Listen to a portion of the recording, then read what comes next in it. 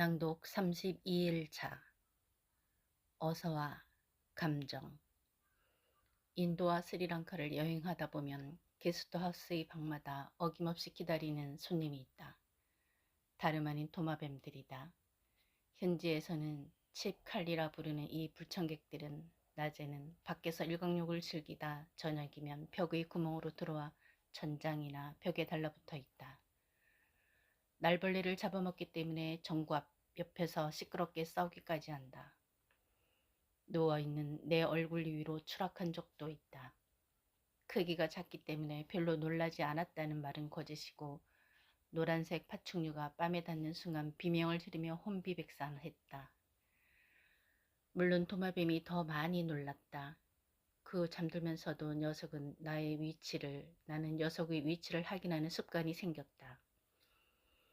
게스트하우스 주인들은 투숙객을 제외한 모든 생명체들에게 너그럽거나 무관심해서 도마뱀을 쫓아내지 않는다.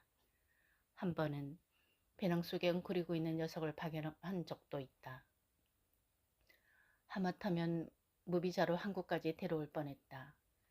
이 침입자들과 친해지기 위해 내가 생각해낸 방법은 이름을 지어주는 일이다. 도깨비, 도토리, 도망자 등이다. 외출했다 돌아오면 안녕 루시아, 어디 부질없이 다니시나 하고 묻는 도마뱀들에게 나도 인사를 한다. 깨비, 안 싸우고 잘 지냈어? 토리와 망자도 그럼 알아듣기라도 하듯 똑딱 단추처럼 생긴 눈을 연신 굴린다. 이름을 불러주는 것만으로도 우호적이 되고 사이좋은 거리가 생겨났다. 사실 이름 불러주기는 명상법 중 하나이다. 마음은 게스트하우스와 같아서 여러 감정들이 번갈아가며 찾아온다. 반가운 투숙객도 있지만 어떤 감정들은 불청객이다. 마음이 방을 어지럽히고 소란을 피우고 불평하고 물발로 차서 일가를 망친다. 잠들 때까지 영혼을 괴롭히는 감정들도 있다. 무의식에 난 틈새로 등장하기 때문에 쫓아내기도 어렵고 잠금 장치를 해둘 수도 없다. 마음 챙김 명상에서는 이 감정들에게 이름을 불러주라고 권한다. 슬픈 감정이 오면 슬픔, 너구나, 어서와 하고 이름을 불러주는 것이다. 불안과 두려움에게도 안녕 불안, 안녕 두려움 하고 고통스러운 기억과 함께 분노가 일어나면 얼른 이름을 불러준다. 안녕 기억, 안녕 분노, 어서와, 또 왔네 하고 인사를 나눈다. 그것으로 충분하다. 손님들에게 자신의 집을 영원히 내줄 필요까지는 없다. 신체적인 감각 역시 마음속으로는 가려움, 가려움, 두통, 두통 하고 이름을 불러주면 그것과 자신을 동일시하는 습관과 거리를 두게 된다. 산만한 생각과 부정적인 감정의 희생자가 되지 않는 방법이다. 고대의 샤먼들은 우리가 두려워하는 것의 이름을 알면 그것을 지배할 수 있다고 믿었다. 실제로 피부 가려움증으로 밤마다 고생하던 여성은 나한테서 이름 불러주기를 배운 후 가려운 부위를 긁는 대신 가려움 가려움 하고 이름을 부름으로써 증상이 훨씬 완화되었다고 했다. 가르쳐준 나에 대한 예의로 그렇게 말하는 것은 절대 아니라고 그녀는 누차 강조했다. 그래서 감사하고 나도 답례했다. 쇼펜하우어와 니체, 니코스, 카잔차키스가 최고의 인간으로 묘사한 붓다는 이름을 불러주는 것에서 한 걸음 더 나아간다. 명상 중에 깨달음을 방해하는 마라가 대교를 시도하며 나타나자 오랜 친구처럼 반갑게 이름을 부르며 맞이했다. 그리고 마라에게 차를 권했다. 어서와 마라, 그동안 어떻게 지냈어? 마라는 욕망, 분노, 의심 등 마음을 고통에 빠뜨리는 부정적인 에너지를 가리키는 말로 산스크리트어로 망상을 의미한다. 이름을 불러주고 다르질링 차까지 우려주는 한데에 마라는 어리둥절해져서 대결 의지를 상실하고 소멸되었다. 붓다는 죽기 직전까지 전생에 걸쳐 수시로 마라 마주쳤는데 한 번도 마라를 무시하거나 때려 눕힌 적이 없다.